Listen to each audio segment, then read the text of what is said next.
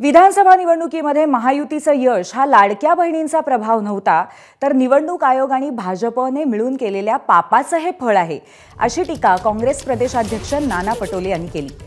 महाराष्ट्रात जनतेचं सरकार न येता निवडणूक आयोगाच्या कृपेने आलेलं भाजपचं सरकार आहे, त्याच्यामुळे महाराष्ट्रात सगळीकडे आक्रोश आहे, असंही पटोले म्हणाले।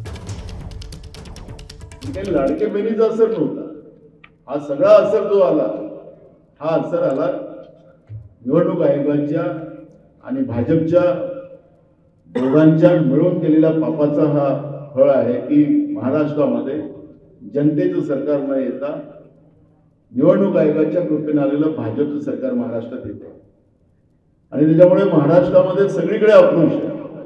लोक सरकार आमचं आहे असं मानायलाच तयार नाही। तुम्ही भाजपवाल्यांचे चेहरे पाहिले तरी त्यांनाही वाटतं की आम्ही तर साले मतदान मानलंच नाही, हे आलं कुठून सरकार।